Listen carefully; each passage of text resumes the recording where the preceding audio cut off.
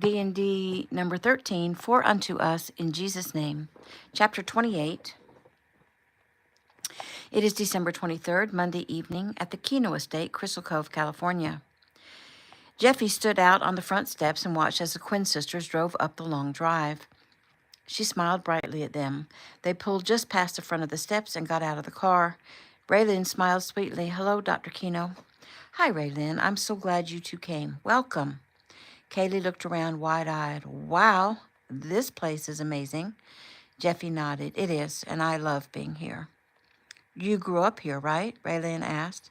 I did, and then when I got married, Cam and I moved out to our own place, but when I got pregnant, I wanted my mommy, so we moved back in. Oh, so are you going to move out again? I'm not sure. I love being here. My husband loves being here, and I now have 4 little brothers and a sister that we've become very attached to. She smiled kindly. So come in, and I'll show you around if you like, or just come in and relax. I know you've been working hard all day. She has, Kaylee said. Not me. Well, that's a good thing, Jeffy said, because your body still needs to rest a little more than usual.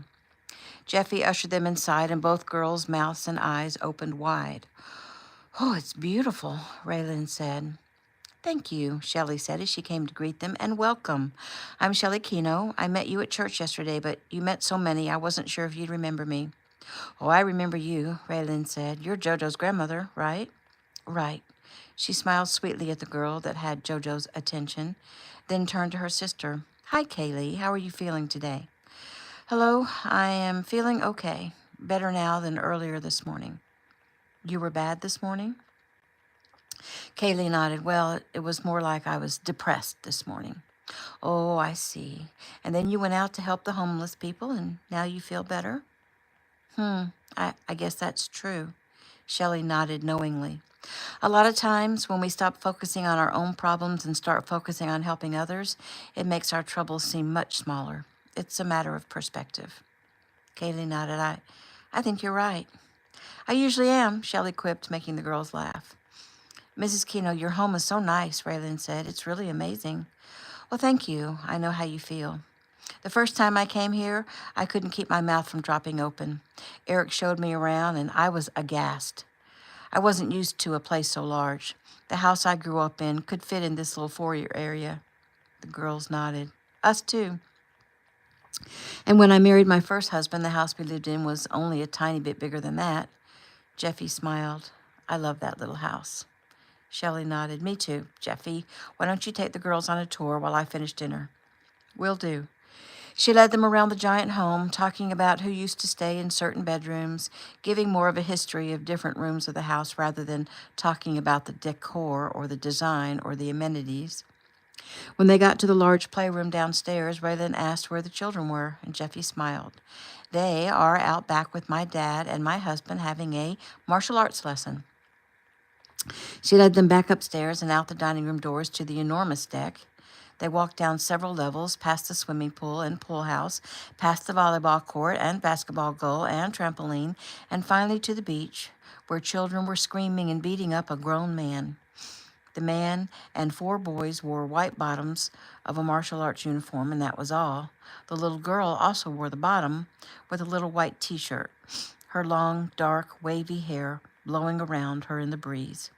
Jeffy stood silently and watched the children wrestle her father down to the ground and jump on him. He grunted as if they were actually hurting him. He always did that. Jeffy remembered when she was little and her goal had been to kick hard enough to make him grunt. Eric made a loud roar and suddenly pushed all the children off of him and rolled away, and they all screamed and tried to catch him. He stood and dodged each little body as they ran at him. Angelina tried to jump on him, and he pretended that she succeeded by helping her on his back, and then he fell to his knees, and all the children tried desperately to also jump on his back, but Angelina was pushing them off and then raised her hands in victory. The sound of children's laughter was like music. Jeffy giggled and glanced over at Raylin and Kaylee. So, that's my father. Raylin smiled. He looks very different from how he looked yesterday at church. Jeffy laughed. I bet. Sometimes he's very quiet and distinguished, and sometimes he's very bossy and commanding, and sometimes he's very loving and kind, and sometimes he's like this, playful and fun. But all the time he's wise. He's very wise, and I can't even express the love and respect I have for that man. Katie looked silently up at Dr. Kino.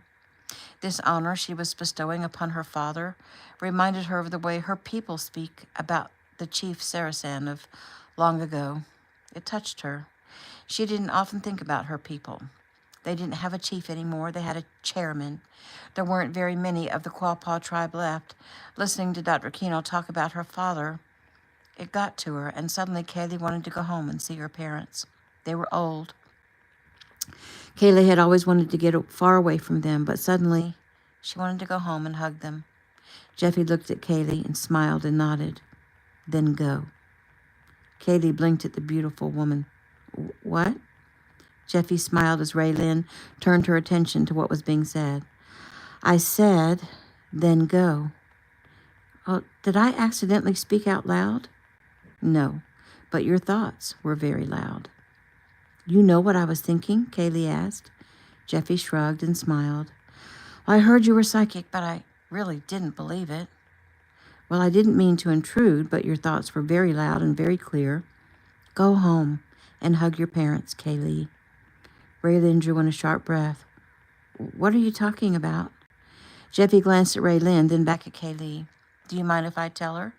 I understand that those were your private thoughts. I won't tell her if you don't want me to. Kaylin shrugged nonchalantly. I don't really mind. I mean, it wasn't like it was anything bad. Jeffy nodded and smiled at Raylyn. Your sister was touched by the love and honor that I show my father. He reminded her of an old chief, Chief Saracen, and how your people speak about him. And she was suddenly longing to go home and hug your parents. Her thoughts were very powerful and filled with love, and so I told her to go and do what she was thinking. Well, that's a wonderful thought, and I love, Kaylee, that you want to show love and respect to our parents. That would make them very happy, but there is no way for us to do that currently, Raylyn said quickly. Jeffy smiled. Sure there is. I know you're talking mostly about the expense of flying home and also about the logistics, but I can make it happen, and it won't cost you a penny. You can leave here tonight after Kaylee speaks to my father. Go home and pack, and by early tomorrow morning you can be on a jet flying to Oklahoma. I'll have a car meet you and take you to your home. Ray shook her head. Dr. Kino, that sounds wonderful, really, but I can't ask you to do that. You didn't ask me. I offered. And you know what, Raylyn? The more I think about it, the more I feel it's exactly the right thing to do. I'm kind of excited. How wonderful will this be for Kaylee to go home when her heart is so full of love and repentance? It will actually help her emotions to heal. And, Jeffy paused, I'm feeling that it will help you to find some closure. Closure? About what? Do you really want me to tell you? Yes. It requires me to read you. Okay. Jeffy closed her eyes briefly, and when she opened them, she had tears. Oh, Raylyn, you are a beautiful servant of the Lord. When you and Kaylee left this past August to bring her to... When you and Kaylee left this past August to bring her to stay with you here, there were hurtful words spoken. You were worried about those being the last words your parents would hear. They are elderly. They are... Oh, well, they're not your biological parents. If Ray had been skeptical about Jeffy's abilities, she was no longer. She only nodded, though. Jeffy smiled. I see you have no wish to discuss that right now. Anyway, you want to see them smile and feel happy again, and we can make that happen. I can get you there. Tell you what, let's talk to my mom and dad and see what they think about it. But I'm telling you right now, it wouldn't take much effort at all to give you this trip. But I have to be back to work on Friday. Jeffy nodded. We'll get you back. No problem. Talk it over with your sister for a minute. I'm going to go kiss my husband and tell my dad that you're here. Katie looked out again toward the group on the beach. That hunk on the side over there, that's your husband? Jeffy smiled. Yes, isn't he adorable? I'll be back in a few. Talk it over. They watched Jeffy head out across the beach toward her husband, but the children saw her and screamed and went running to her, and they took her over and wrestled her into the sand. Cam had to come and pull them off and save her. Raylyn smiled at the sight. They're Pretty cool family, huh? Kaylee said. Raylan looked at her. They seemed to be almost unreal. So what do you think about what Dr. Kino said? I think it's happening too fast for me. Oh, Ray, you're such a scaredy cat. She's offering to pay for a quick trip home. Wouldn't it be wonderful to arrive home there tomorrow with a bunch of gifts for Mom and Dad and make their Christmas a happy one? And remember when I left how I was really rude to Dad? I feel like I need to apologize. I feel like I need to make it right. I suddenly felt so strongly that I need to honor my parents. Don't you feel it? Raylan sighed. Well, of course. I mean, I miss them. But they knew we wouldn't be able to come home for Christmas. So that will make it an awesome surprise. Well, what about your face? You want them to know what happened to you? Katie frowned as she thought and then shrugged. It is what it is, Ray. Let's do this. We'll never have another chance or offer like this. Raylan sighed. Let me think about it. Well, don't take too long. New scene. Grandmaster Kino smiled at Kaylee Quinn as she sat in what Gabe liked to call the hot seat. Currently, her face was a collage of bruises, and there was still a little bit of swelling, yet still, he could tell that Kaylee was a beautiful girl. She blinked up at him, currently, obviously unsure of how this little session was going to go, and she was a little nervous. Kaylee, tell me how you're feeling. She made a face. Well, I'm okay. I mean, my arms and legs work, my brain works, and I'm not dead, so that's cool. He nodded with a smile. It is indeed cool. He studied her eyes for several moments until she became uncomfortable, and she shifted positions, drew a deep breath, cleared her throat, crossed and uncrossed her legs. Are you nervous? He asked. She shrugged. I'm just not quite sure what to say. So, are you going to tell me how to stop feeling so bad? Oh, I think I'm too late for that. Her eyes opened wide. Are you saying you can't help me? He smiled. No, I'm saying you already know how to stop feeling bad. I'm just sitting here wondering what amazing things God has in store for you. He obviously has plans for you. Why do you say that? Well, there's a number of reasons. First, your ex-boyfriend could have killed you. According to JoJo, the guy was not even close to stopping. He was way out of control. If JoJo hadn't gotten his attention, he probably would have delivered a fatal blow within the next 30 seconds. But JoJo saw what was happening and intervened. He told me he heard you yelling first. He wouldn't have heard you had he not had to go back to his car to get his bag. And he had to go get his bag because it was in his trunk instead of in the seat beside him. And he never puts his bag in the trunk. But for some reason, he did that day. Some people will call that a coincidence. But we don't believe in coincidences. We believe everything happens for a reason. God's universe is not chaos or random. It is ordered, and He has a plan for each of us. So, God knew you would need help that day, and He sent one of His favored sons to help you, to save your life. Why would He save your life? Well, the obvious answer is He's not finished with you.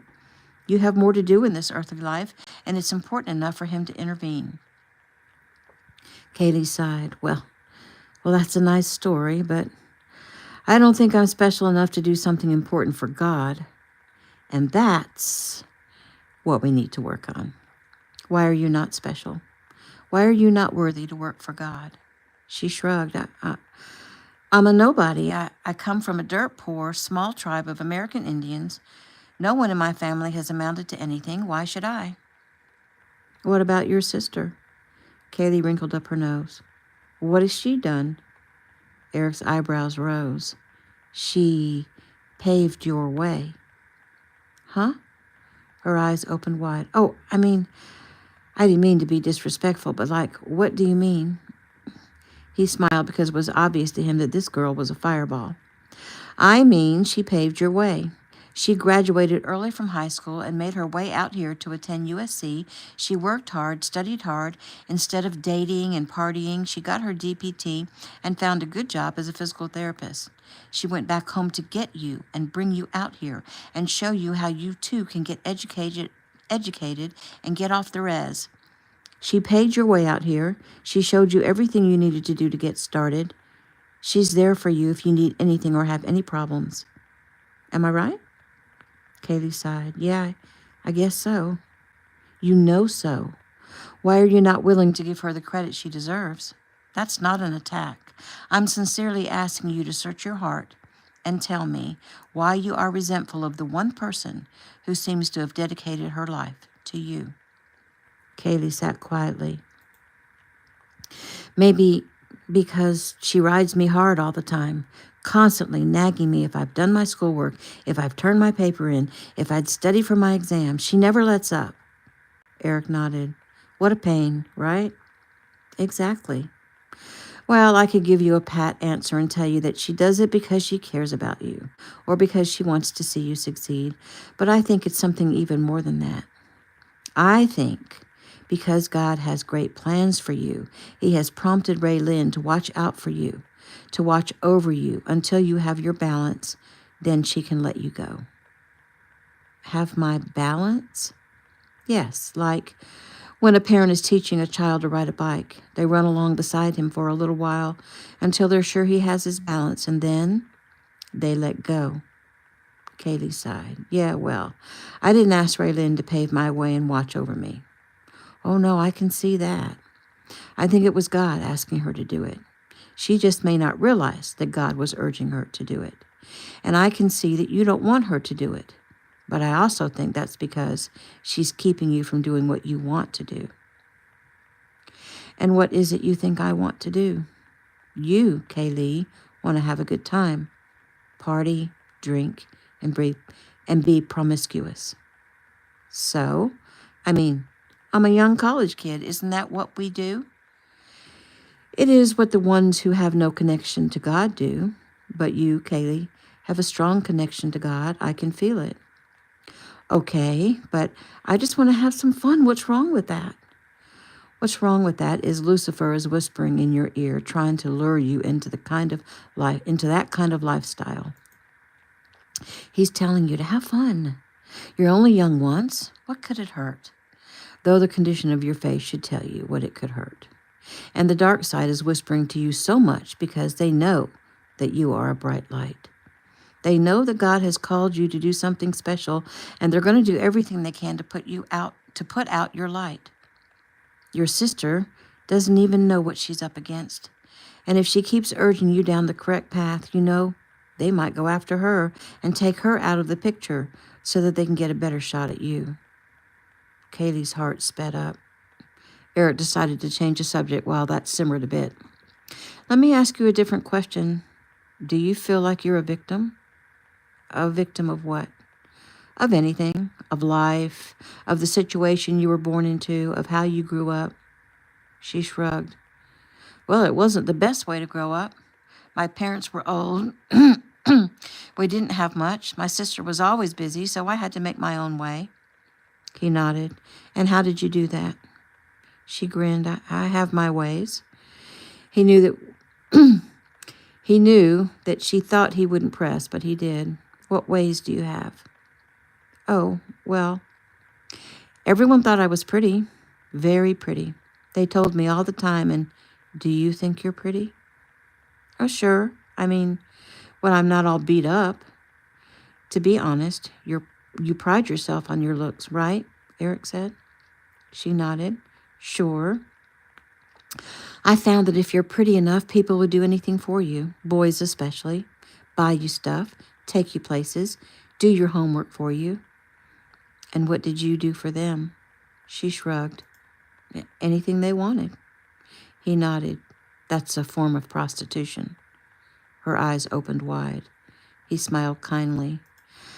I'm not trying to make you feel bad, Kaylee. I'm trying to help you see your own worth, because I get the feeling that you don't feel worthy, and I see that is for a good reason. She blinked as she looked into his face. He wasn't being unkind. He was being like the stories her people told of Chief Saracen. Her heart filled again, like it did when she'd been talking to Dr. Kino. Kaylee, you are a child of the Most High God. He has something big for you to do. I don't know what. That's something that will be revealed to you. You are worthy, and you will not be alone in life. There is a Son of God who's searching for you. When he finds you, will you be in another man's bed? She looked down. I'm not saying that to embarrass you. I'm saying that to shake you up a bit. Kaylee, your worth doesn't come from how pretty you are. You are so much more than that. You are a leader. I can feel it. You are not shy. Your mind is quick. You are strong. You are a bright light. You're going to do great things. You are worthy. So, Kaylee, act like you are worthy. That man who almost killed you, you gave yourself to him because you didn't realize that you're worth so much more. He was not worthy of you. He was actually a demon sent to destroy you. Don't make it easy for them. You are a Christian. That means you believe in Jesus. You must clean up your act. You must get down on your knees every single morning and every single night and pray and ask Jesus to dwell in you, to change you, to lead you, to guide you. I'm not talking about a religious thing. I'm talking about a relationship with Jesus. I know you feel it. I know you don't talk to him because you don't feel worthy. So, Kaylee, be worthy. Make yourself worthy. Stop doing things to self-destruct. I cannot wait to see what God has in store for you. I'm excited to see what he has in store for you. She didn't answer him because her throat was clogged and her eyes filled with tears and spilled over, and he offered her a couple of tissues and waited. Kaylee, earlier, when we first started this session, you asked me if I could help you to not feel so bad. I told you you'd already discovered how to not feel bad. Can you put your finger on that yet? Do you know how to not feel so bad? Do you recognize what brought your relief already today? She shook her head. You do know, but I'll make it clear to you. Today, you went out to help the homeless people and forgot about your own troubles for a little while. You stopped feeling sorry for yourself. You saw others who were much worse off than you. You had compassion for those people, didn't you? Yes, sir. He smiled. Her softly mumbled words told him he'd reached her, and she was showing him respect. The compassion you were able to feel for those people tells me that you are not lost. You are far from lost. You discovered that being in service to others instead of sitting around feeling sorry for yourself is the best medicine. It cures ailments. It cures depression. It makes us grateful. Remember that the next time you want to give in to the woe is me syndrome. Because, Kaylee, woe is not you. You are strong. You are powerful. You are bright. You are intelligent. A young man worthy of you will find you. You just work on you. Can you do that? She looked up and nodded. Yes, sir. He smiled. Good girl. And there's one more thing I'd like you to do. Okay, she said simply. I want you to be kind to your sister and let her know that you appreciate her paving the way. If you want to tell her that it's time to let go, you can do that. But show your gratitude for what she's done for you and maybe reassure her that you're going to keep pedaling. She smiled and try not to crash. He nodded. Don't be discouraged, though, if you do crash, because the bad guys are going to try to put rocks in your path. She sighed and nodded her head thoughtfully. So, tell me, have you and Raylan decided to take the trip home? Yes, sir. Wonderful. I think you're following the promptings of God. I think you're supposed to go there. And now I'm going to follow some promptings that I'm receiving. When you get there, you might see some people who are in need of help. I don't know what it will be. It could be they just need some food, or a new stove, or their car fixed, or their plumbing fixed, or a bill paid, or gifts for their children. Whatever you come across, I will give you access to whatever you need to help. You can call me anytime, day or night. Don't worry about the time difference. Let's work together to make this happen. Will you do that? Her eyes opened wide. Yes, sir. Is this for real? He smiled. It is absolutely for real. He rose and came out to stand next to her. May I have permission to lay hands on your head and pray over you and bless you? Oh, yes, sir. Thank you. That would be awesome. New scene. It is still December 23rd, Monday evening, Mark Adams' home, Newport, California. 19-year-old Ryder Bell wiped the fog off the mirror and stared at his own image. He almost didn't recognize himself. His dark curls had gotten long, the beard was rough and scraggly and was about to be gone. His brown eyes looked hollow. There were dark circles under his eyes. Yet here he was, in a very nice bedroom with his own bathroom. His stomach was full, his heart was also full. How lucky was he to run into JoJo Adams, a guy who had it all, and seemed to be bent on helping a homeless kid get back on his feet. He shook his head and smiled. He was so lucky. He started on the beard, not an easy task. It took him quite a while, and he cut himself a few times, but finally his jaw was smooth. He patted the aftershave they'd provided him onto his cheeks, waited for the sting to subside, and drew a deep breath. It smelled really good. Humming to himself, he left the bathroom, pulled the towel off his waist, and tossed it onto the bed. He looked around puzzled. His clothes were gone. In their place was some underwear, a pair of jeans, a USC t-shirt, and some socks. He shook his head in wonder at these kind people and got dressed, pulling his old, dirty sneakers on over the clean socks. He looked up at the knock on his door. Yes, come in. The door opened and JoJo peeked in. He smiled. Wow, the difference is amazing. Ryder smiled and touched his smooth jaw. I bet. Oh, it feels good to get clean and get rid of that beard. It makes you look so much younger, JoJo nodded. I see the clothes work. We're about the same height. I might be a little taller and you're a little underweight, but you'll fill in soon. Ryder nodded. JoJo, thank you. I mean, for the clothes and for everything. Hey, it's no big deal, really. And it's my pleasure, and I'm glad I ran into you and glad we could help. I can't believe how much better I feel. JoJo nodded. Sometimes we take things for granted until we don't have it. I imagine something as simple as a shower probably feels really good when you haven't had one. Yeah, and even a soft towel to dry off with, Ryder added.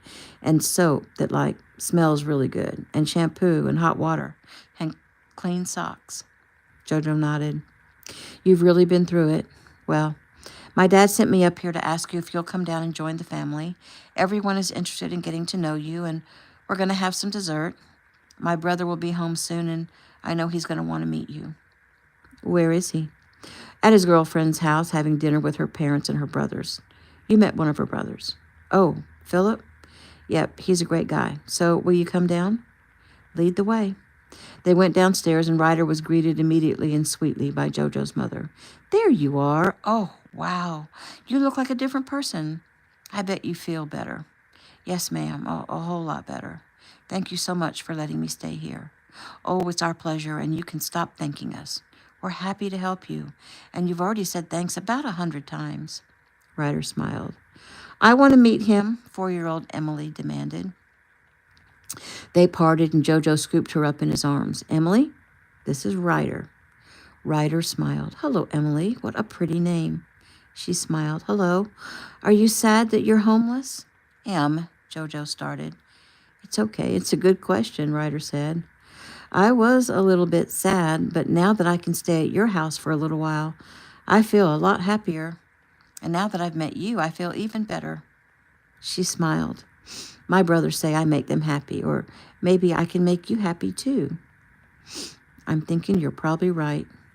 How come you got homeless?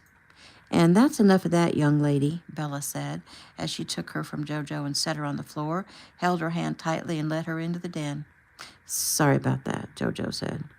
It's okay, really. I mean, it's probably hard for her to understand how it can happen. I don't blame her. It's hard for me to understand, too. Well, come in. My father's in the den. They walked back to the den, and Mark rose from the small desk he was sitting at. He walked forward, his hand extended. Ryder, good to meet you. I'm Mark Adams. Mr. Adams, it's very nice to meet you. Thank you for inviting me into your home. It's our pleasure, really. Don't think another thing about it. Have a seat. We're all very interested in getting to know you. He nodded and sat down on one end of a large sectional sofa. So I'm not sure that you want to hear my story because it's not very nice. Mark smiled. Actually, we do want to hear. But maybe it would be easier for you if we tell you about us first. My beautiful wife, Bella, and I met almost 9 years ago. Oh, so Mrs. Adams is not your mother, JoJo? Well, she's the only mother I've ever known. My biological mother died when I was a baby. But my mom now, I love her. She's an awesome mother. That's cool. We met in martial arts class. I was her teacher, Mark went on. Oh, you teach martial arts? Yes, Kino martial arts. My mother is married to Grandmaster Kino. Oh, Mark Adams. Oh, I know who you are. Good grief. I should have put two and two together. I have been so out of it for so long, but I remember you fought in a Kino challenge and won. I was about 10. I remember because I always wanted to learn martial arts, but there was no way. Oh, and you have a brother, Joey Adams, right? He won like a bunch of the challenges. But you fought for him because he got shot. Mark nodded. That's right. He was shot by a man who tried to beat up his own wife, and Joey stepped in and stopped him, and he retaliated by shooting Joey. Ryder shook his head. What is wrong with people? I mean, today I met that girl. What was her name? He asked as he turned to JoJo. Cali. Yeah, she was all beat up by her boyfriend. Mark nodded. And my wife, when I met her, she was married to another man at the time, a man who was very abusive, and he almost killed her. It's a long story, but nutshell version. Her husband died, I married her, and here we are. So what I'm trying to say, Ryder, is we are very familiar with the devastation caused by people who abuse. Which means, if you'll tell us your story, we might be able to help you through this and truly get you back on your feet in a healthy mental state. Ryder nodded. Well, I don't even know where to begin. Bella interrupted. Well, don't begin yet, because dessert is ready. Everyone go grab a plate and bring it back in here. Em, sit down here by the coffee table and please try not to make a mess. Okay, Mommy. JoJo motioned for Ryder to follow him, and they headed into the kitchen. JoJo picked up a plate and handed it to Ryder, then grabbed one for himself. He nodded. Grab a napkin and fork there, and a bottle of water over there. They got what they needed and headed back into the den. Mark came back right after. Bella, this looks so good. She smiled. Well, you know I love chocolate. Ryder eyed his plate. It appeared to be a chocolate brownie with vanilla ice cream, topped with another brownie, topped with whipped cream, and drizzled with chocolate syrup. He smiled. They ate for a few minutes, speaking only to tell Bella how delicious it was. And finally Mark set his fork down. So, Ryder, what are your goals? Ryder frowned. Well, good question. My goal for so long has been to find a hot meal that I need to think a minute. He sighed and shrugged. I guess my goal is to find a job and maybe find a cheap place to live. Mark nodded. When you're homeless and have nowhere to live, that's a good goal, but you are no longer homeless. Ryder didn't know what to think about that because he was sure they didn't invite him to stay with them forever. Mark smiled. Let's pretend for a minute that you're my son. Just for a minute. And I'm asking you, son, what do you want to do with your life? What would you say? Ryder shook his head. I'm not sure. Mark nodded. It's a hard question to just suddenly have an answer to, but just throw some things out off the top of your head and let's consider them, just as an exercise. Ryder frowned as he thought for several moments. Mark decided to help him out. Would you want to go to college? Ryder sighed. Honestly? Always. Please, with complete honesty. Ryder nodded. Okay, well, I know I'm supposed to say yes, I'd love to go to college, but really I'm not sure that's what I want. Mark nodded. Good. If you're not sure, then it's not what you want. That's not a problem. College isn't for everyone. Really, JoJo said, here's some honesty for you. If I didn't play football, I'm not sure that I would have gone to college. I could get completely educated without going through all the mess that entails going to college. Ryder's eyes opened wide. Wow, he sighed. But how do I get a good job without a degree? Oh, well, that's a lie. They feed you. You can get a great job without a degree, Mark said. Let me ask you something. Why did you have so much trouble getting a job? I'm surprised that you couldn't. You seem like a strong, intelligent young man. Ryder nodded. Well, the main problem is they don't want to hire you on the spot. They want to call you, but when I left home, my father cut off my phone. I tried to get a few friends to let me use their phone number, and they could relay the message to me, but that was a complete a complete mess. And then I got arrested, and my car was impounded, and everything I owned was in that car, and it sort of took the fight out of me. JoJo sighed. His heart went out to the guy, and he felt a great deal of compassion for him. Mark nodded kindly at the boy. Well, find the fight, kid, 'cause things are about to get a lot better.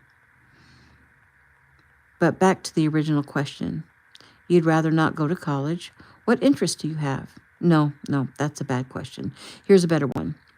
Have you ever done anything, worked on anything, maybe at school or at a part-time job, and you thought, that was fun, or that was interesting, or even, this is not so bad? Ryder smiled. Well, actually, there was one thing back when I was a little kid, like about 12, I guess. I helped a friend's father build a shed in his backyard. His dad explained the plans and what everything meant, and he taught me how to measure and cut wood. He even let me use the power saw. He told me how to make vents and a window and a frame and frame the door, and I remember fantasizing about building my own shed out on some land one day and living in it. But, I mean, working with wood is pretty cool. I like the smell of it. Mark nodded. Carpentry is an honorable profession. JoJo smiled. Yep, Jesus was a carpenter. Mark went on. That sounds like it was a wonderful memory for you, Ryder. I'm surprised it wasn't the thing you pursued. Ryder thought a minute. Well, now that you say that, I'm surprised too. I haven't really thought about that at all until just now. He sighed, but that's probably because it has a bad memory connected to it. What was the bad memory? JoJo asked. He sighed and glanced at the two females in the room. I spent 2 weekends building that shed with my friend and his father. When we finished, I was really excited about the final results. We painted it a reddish brown to match the brick of their house, and it looked really good. I was telling my dad about it, about how it turned out and how hard I worked on it, and he was not excited about it at all. He said I should have been home helping him. He said he couldn't run our home all alone and work and cook meals, and I smarted off. He stopped and raised his chin defiantly as he remembered the incident. Mark sensed that he needed to talk about it and urged him on. What did you say? How did you smart off? Well, I told him if he hadn't made my mother leave, he wouldn't have to do it all alone. JoJo grimaced. Ryder shrugged and gave a slight smile. He went after me. He beat me with a belt, told me he'd make me never want to talk about my mother again, and I didn't. Not for a long time, anyway. I stayed in bed for 3 days. He finally came in my room, I guess to see if I was still alive. I was literally black and blue. He said the school called to check on me, and I'd better be back at school the next day, or he'd beat me again. Ryder looked up as if awakening from a trance and offered a smile. It doesn't matter now. He can't hurt me anymore. Mark sighed. Well, what you've been through, son, does matter. There is emotional trauma there that has to be healed, and we'll help you with that, too. May I ask what happened to your mother? She left with my little 2-year-old sister. She tried to take me, too, but he threatened to kill us all. He told her to go and take the little brat, but leave his son, and if she did, he would let her go. I never saw her again. I have no idea where she went, where she is, or if she's even still alive, or Stephanie, my sister. The day she left, I told her to go. I told her to just go. I told her I would be okay. I actually begged my mother to leave, because if she didn't leave, he'd end up killing her and my little sister, too. So he beat on your mother fairly often? Mark asked. He nodded. It was like she couldn't do anything right. She never knew what would set him off. And one day when he hit her, Steph cried and tried to hit him back, and he backhanded her. And she flew against the wall. And that was the last straw. The next day my mother told him she was leaving. I was so scared. I thought for sure he'd kill her. Maybe he was feeling sorry about hitting a little girl, but for some reason he made a deal to leave me and go. And I begged her to take the deal. What's your mother's name? Mark asked. Jeanette. Jeanette and Stephanie Bell. Have you ever tried to find her? I tried, on social media. How old were you when she left? Bella asked. I was 10. She nodded and sniffed. Excuse me, I need to finish up in the kitchen. Mark and JoJo watched her go. JoJo raised his eyebrows and glanced at his father. Is she okay? He nodded. She will be. Give her time. Ryder grimaced. I'm sorry, I didn't mean to upset her. Emily finished her dessert and stood up. It's okay. I will go hug Mommy. Mark nodded with a smile. You do that, Munchkin, and take your plate. They watched as Em gathered her plate and spoon and headed out. Mark looked back at Ryder. It's okay. Sometimes her memories come back in a rush. She just needs a little time. So I'm guessing my story is similar to hers? In many ways, Mark said softly. Now, Ryder, back to you. Let's make some goals so that you don't sit around wondering what's going to happen. Ryder nodded, not sure what to think or say. First, just so you know, you are welcome to stay here as long as you want and as long as necessary. If you'd rather find a place and have more privacy, that's fine. We'll help make that happen for you. But for now, for the foreseeable future, this is your home. We will provide you with things you need in order to operate. A phone, clothing, food, and shelter, of course. And we'll get your car out of impound. You won't be able to drive it for a few weeks. There is a warrant for your arrest because the fine went unpaid. And I will represent you in court and get that handled. Your license has been suspended and we'll take care of that. Oh, wow. That sounds like a lot of trouble. Maybe it would be easier if I just stayed homeless. Do you really think that? He shrugged. Are you looking for an easy way out? Mark asked. Oh, no, sir. I'm not. Okay, then. Let's leave those kinds of thoughts behind. Yes, sir. Mark smiled at him. After the first of the year, we'll look into getting you mobile and get you a job. What would you think about starting at the bottom at a construction job? Oh, that would be great. Starting at the bottom means you'd be cleaning up the site, running errands, helping out anywhere they need you. But they will also teach how to do things eventually. Still sound great? Yes, sir. Having any job sounds great. Good. I have a few friends who own their own construction companies. Some of them build commercial properties. A few of them build homes or remodel homes. Which do you think you'd like to do? I think I'd like to work with homes. Mark nodded. I think that would be best. The homeless learning to build homes. It just kind of makes sense, huh? Ryder smiled. Do you have any kind of health problems? Any old injuries?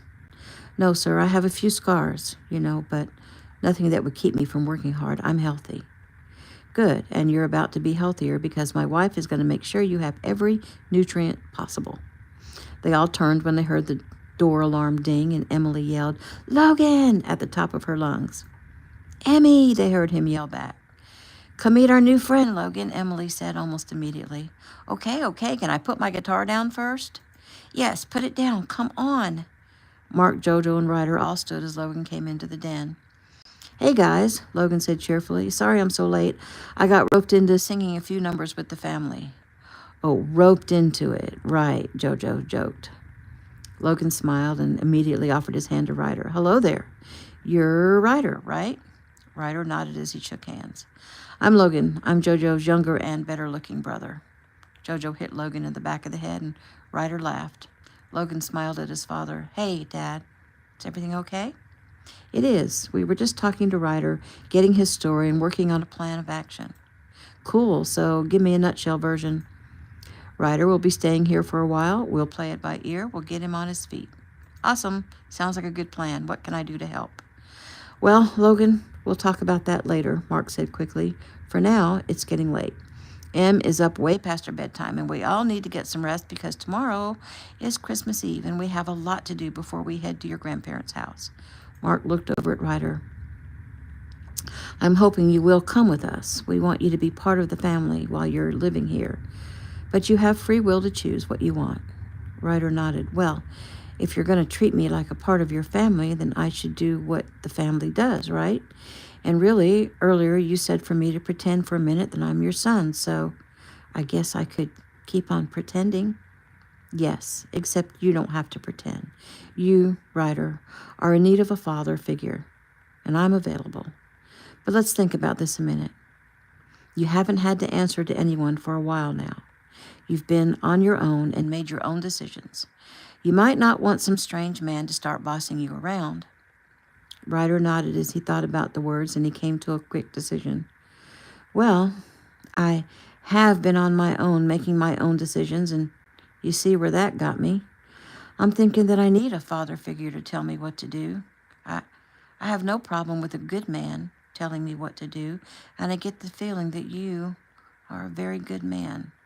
So, sir, you won't get any resistance from me. Besides, really, you don't bite the hand that feeds you. Mark nodded with a smile. Okay, but just know, there are no strings attached. We will help you get on your feet no matter what. Ryder nodded and cleared his throat as he got emotional. I can't tell you enough how grateful I am for all of you. JoJo, for taking the time today to talk to me, for what you're all doing for me. Thank you. Gratitude acknowledged, Mark said with a smile. Would it be possible to ask for one more thing? Yes, of course. I was just wondering if someone is looking after Brooke and Zoe and, offering to get them straight, too. Mark nodded. Desi and Alec are young, but they too were once homeless, and they'll be good for them. But don't worry, all of us, all of our family, the Adams and the Kinos, we intend to step in to do whatever it takes to solve their problems. Really, the Adams, the Kinos, and the Lees.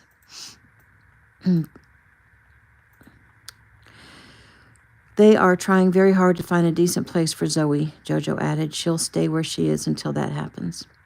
And what about Brooke? Ryder asked. Well, right now, Brooke and Zoe will stay together, Mark said, because of emotional ties. They'll stay with Alec and Desi until after New Year's, and then we all have a powwow about their future. You don't even know Brooke's story yet. Do you? Ryder nodded. Yes, sir. Will you share it? Yes, sir. Her father died of cancer when she was 13. It was just her and her mom. A few years ago, her mom met someone. Brooke hated him. I asked her if he, abused her or touched her or something, but he didn't. She just hated him. She thought he was ugly. She thought he was dumb, stuff like that. Her mother was pretty angry with her for being so difficult about her new husband and told her if she didn't like it, she could leave. So Brooke left. It's messed up. I don't know why Brooke hated him so much. I think she never gave him a chance, but I also feel like her mother shouldn't kick her kid out of the house. He shrugged, but who am I to judge? Mark frowned and nodded. Okay. So, definitely more info needed there. Something doesn't sound quite right. Ryder nodded. Okay, well, let's circle up, Mark said. Ryder, we would love to have you join us. We pray together as a family every night before we go to bed and every morning. Ryder nodded. Cool, I'm in. Bella and Em came in and joined hands with the guys. I'll say it tonight, Mark volunteered. Father, we come before you at this time to give you thanks. Thank you for our family. Thank you for our home. Thank you for all that we have. And tonight, Father, thank you that you have sent us this young man, Ryder, to take care of. We ask your blessing upon him. Heal him, give him peace of mind, heal his heart from the abuse he's had in the past, and help us to know the best way to help him. Also, Father, please bless, heal, and watch over his two friends, Brooke and Zoe. We're grateful that Ryder watched over them for a time. Be with our entire family this night. Keep us all safe from the dark forces of this world. In Jesus' name we pray, amen. Amen, everyone repeated. Everyone started hugging and saying goodnight. JoJo and Logan walked Ryder up to his room. So if you need anything, that's my door, JoJo said, pointing down the hall. And if you get hungry or anything in the middle of the night, feel free to go through the refrigerator or the pantry and make yourself at home. Wow, thanks, he said quietly. And that's my door, Logan said, pointing across the hall. And if you have a question or just want to talk, feel free to knock. Again, thanks, Ryder said. You guys are unreal. You know that? JoJo shook his head. Isn't it funny that when people are just being kind, people think it's unreal? Jesus said to love your neighbor as yourself. Oh, so that's why you do it. Well, yes and no. I couldn't just love everyone, but I pray for him to fill my heart with love. And he does. Sometimes full to overflowing. Well, that's cool. Well, good night, Ryder said. Night, Logan and JoJo said at the same time. After Ryder closed his door, JoJo whispered, Come to my room, bro. I have a lot to tell you. And that is the end of chapter 28.